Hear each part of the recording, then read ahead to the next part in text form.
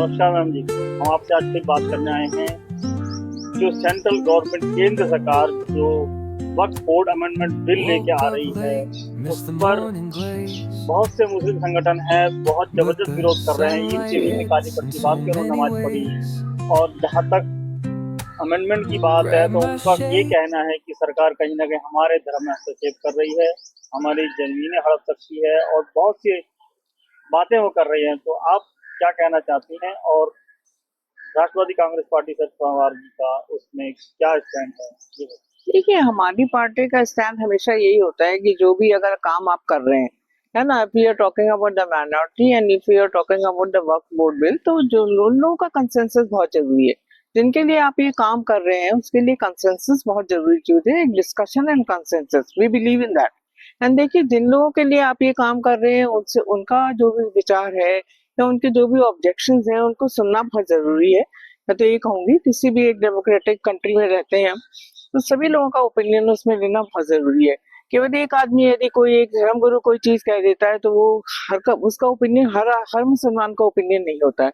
और देखिए, एक जेपीसी बनाई गई थी जिसमें 31 मेंबर्स थे, जिसमें से कि मेरे ख्याल से 12 या 13 मेंबर्स तो अपोजिशन के थे। तो देखिए, इस लोकतंत्र में अपोजिशन ने भी जो सजेशन दिए उनको उस बिल में इंक्लूड नहीं करना, वो भी एक मतलब अजीब सी बात है ना। जो डिसेंट से उनको अगर आप इंक्लूड नहीं करते, उनके जो डिसेंस नोट से या जो भी थे, तो उनको अगर आप इंक्लूड नहीं करते तो मतलब मुझे नहीं लगता कि ये कोई अच्छी बात है। एक लोकतंत्र में अपोजिशन की बात नहीं सुनना, ये कैसी डेमोक्रेसी है, तो मुझे क्या समझ आप में ये नहीं आता। कहना चाहते हैं कि जब ये अमेंडमेंट बिल लाया गया, जब बनाया गया संसद में लाने से पहले, तो क्या मुस्लिम समाज के जितने नुमाइंदे हैं, मौलवी हैं, बड़े बड़े बुद्धिजीवी वर्ग हैं, उनको क्या शामिल नहीं किया गया? देखिए, मुझे ऐसा ही लगता है कि उनकी बात नहीं सुनी गई है, जब क्योंकि अगर ऐसा होता तो शायद इस समय इतना जो बवाल मचा हुआ है, मैं कहूंगी। इनफैक्ट मुझे नहीं पता कि जो हमारी सत्ता पार्टी है उसके भी जो अलायंस पार्टनर्स हैं वो भी उनके फेवर में हैं या नहीं।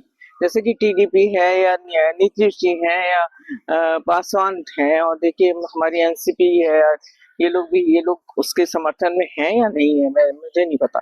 क्योंकि मुस्लिम समाज को बहुत अपेक्षाएं हैं कि कम से कम कोई तो उनकी बात सुनेगा। तो देखिए, ये बात जो है, वक्फ बोर्ड में जैसी भी चीजें हैं, आप बोलते हैं कि आप उसमें गैर मुस्लिम्स को मतलब शामिल करिए, पर आप देखिए आज आज किसी भी आप टेंपल ट्रस्ट को देख लीजिए, गुरुद्वारा ट्रस्ट को देख लीजिए, उसमें मेरे ख्याल से कोई भी बाहर का आदमी नहीं होता। जैसे कि हमारे हिंदुओं के भी जो ट्रस्ट हैं उसमें मेरे ख्याल से कोई भी मुसलमान उसमें नहीं होता है। तो फिर एक ही कम्युनिटी के साथ ऐसी चीजें क्यों करी जा रही है, मेरा सवाल सिर्फ इतना है। बिल्कुल, आपका ये कहना है कि अगर आज हमारे मुस्लिम समाज का जो वक्फ बोर्ड है, इस पर अगर सरकार हस्तक्षेप कर रही है, तो आने वाले टाइम पर सिखों के, क्रिश्चियनिटी के, जैन के, बौद्ध के, जो इनके अपने मत हैं, उन पे भी क्या हस्तक्षेप हो सकता है? हो सकता है। देखिए देखिए, अपना जो टेंपल ट्रस्ट है उसमें तो ये बोलते हैं अगर डीएम भी हिंदू नहीं होगा तो हम नहीं मानेंगे, है ना। आप डीएम अगर हिंदू नहीं है तो आप नहीं मानेंगे, तो फिर इसमें आप दूसरे लोगों को क्यों शामिल कर रहे हैं? तो ऐसे छोटे छोटे ऑब्जेक्शंस हैं जो कि मेरे ख्याल से जो भी उनके हैं उनकी बातों को सुनना चाहिए, है ना। वो भी हमारे अपने ही लोग हैं और हमारा देश है, उनका भी देश है। तो अगर उनको कुछ ऑब्जेक्शंस हैं, आप डॉक्यूमेंट्स मानते हैं, आप डॉक्यूमेंट्स मानते हो, आप देखिए, आप क्या ताजमहल का डॉक्यूमेंट किसी के पास है ना, या ऐसी ऐसी चीजें हैं, अजमेर की दरगाह है उसका डॉक्यूमेंट किसी के पास है। तो आप एक चीज एक ठीक पॉलिसी बनाइए, मतलब लोगों को हैरेस मत करिए बेसिकली, है ना। कोई भी इस कंट्री में, मैं तो सोचती हूँ कि कोई भी इनसिक्योर ना फील करे अपने आप को। एक जो फियर का एटमॉस्फेयर बना दिया आपने, अच्छा हो सकता है कि आपके मन में वो ना हो, पर अगर आप उनको कन्विंस नहीं कर पाते हैं तो मुझे नहीं लगता कि ये कोई अच्छी बात है। सरकार का कहना है कि हम ये बिल आगे पारदर्शिता लाएंगे, क्योंकि बहुत बड़ा भ्रष्टाचार है।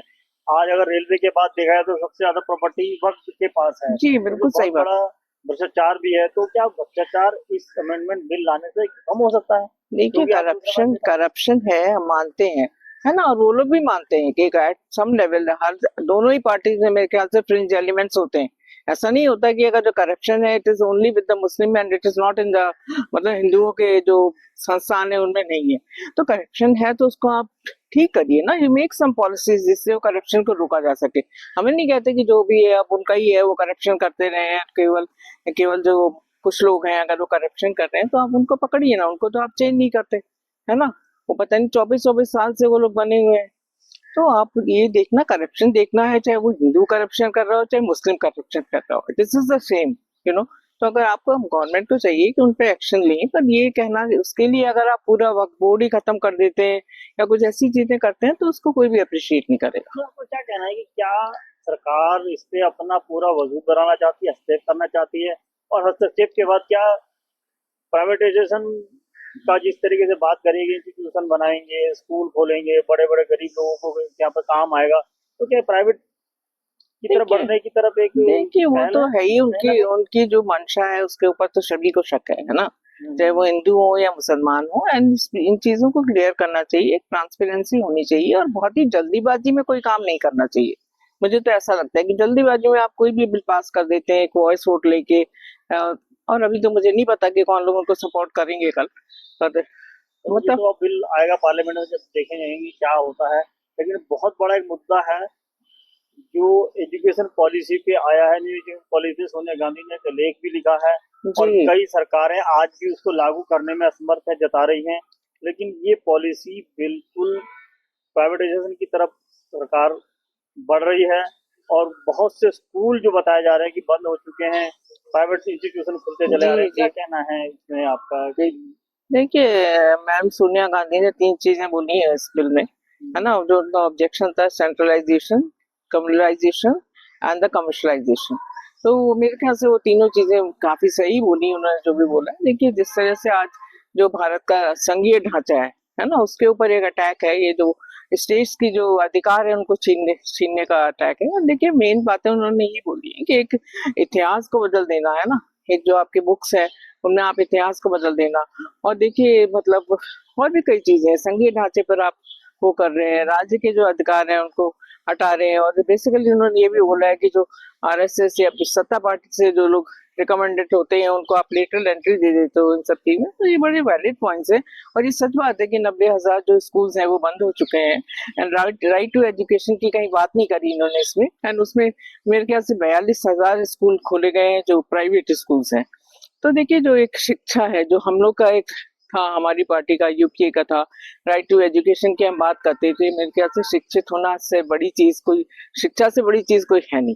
तो शिक्षित होना तो बहुत जरूरी है ना, तब शिक्षा इतनी महंगी हो जाएगी तो कहाँ से लोग अफोर्ड कर सकेंगे।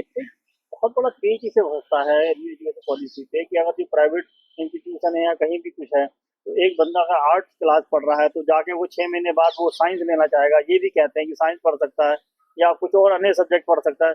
तो क्या उसका माइंडसेट इस तरह का हो सकता है? क्या वो देखिए वही तो कह रहे हैं ना, कोई नीति आपकी है नहीं, है ना। पहले एवरी एवरी थर्ड ईयर पे आते एजुकेशन पॉलिसी आती थी, अभी 11 साल के बाद एजुकेशन पॉलिसी आ रही है ना। आप जो जिन लोगों की आप कह रहे हैं कोई क्वालिफिकेशन नहीं है जिनके, है ना, आप वीसी बना देते हैं, उनको लेटरल एंट्री से बना देते हैं। वो केवल आरएसएस समर्थक होने चाहिए या बीजेपी समर्थक लोग हैं उनको आप दे रहे हैं। तो बहुत मतलब हास्यास्पद है कि जो लोग जो मेरे ख्याल से जो डिस्टेंस एजुकेशन होती है आप जानते हैं ना, उनसे पढ़ के वो पीएचडी और क्या क्या हो जाते हैं, आप उनको कंपेयर कर रहे हैं आईआईटी आईआईएम से पढ़े हुए लोगों के लिए। और इनफैक्ट आज तो आईआईटी आईआईएम के लोगों को भी प्लेसमेंट नहीं मिल रहा है कहीं पर। वीसी जो बना रहे हैं क्या वो सब माइंडेड है, आरएसएस माइंडेड है? उनके ऊपर कई इंस्टीट्यूशन में जो ऊपर से डाले गए हैं, लगाए गए हैं, उनको अपॉइंट किया जाता है। देखिए मेरा तो कहना यही है कि जैसे उन्होंने बोला है, एंड कुछ होंगे कुछ नहीं होंगे, पर बेसिक बात ये क्वालिफिकेशन सबसे बड़ी चीज है ना, कि इतना एक वीसी जैसी चीज पे अगर उनकी क्वालिफिकेशन नहीं देखी जाती है, अगर एक लेस क्वालिफाइड पर्सन उसको बना दिया जाता है तो उसका क्या वो है। और उसमें स्टेट का तो बिल्कुल आपने वही कर दिया है ना, उनके तो जो अधिकार थे वो आपने छीन ही लिए। और दूसरी बात उन्होंने बोली है जो मतलब इतिहास को आप चेंज कर रहे हैं, है ना। अगर आप उसमें जाके मुगल काल को आप बिल्कुल साफ कर देते हो, है ना, गोधरा कांड की आप बात नहीं करते, जो महात्मा गांधी का जो मर्डर हुआ था उसको आपने उसमें से हटा दिया, है ना, अबुल कलाम जैसे जो हमारे फर्स्ट एजुकेशन मिनिस्टर थे उनके नाम हटा दिए। तो ये किस तरह की मतलब बातें हैं, मैं तो उसको अप्रिशिएट नहीं करूंगी। जो भी है उसको क्लियर कट होना चाहिए ना इतिहास में। आप पूरे मुगल काल को कैसे हटा सकते हो? वो अच्छे बुरे जैसे भी थे लिखिए आप इतिहास में। अगर कोई क्रूर शासक था तो आप लिखिए कि क्रूर शासक था, पर उनको एकदम से हटा देना, मुझे तो इसका कोई औचित्य नजर नहीं आता। बहुत बहुत शुक्रिया हमारे से बात करने का।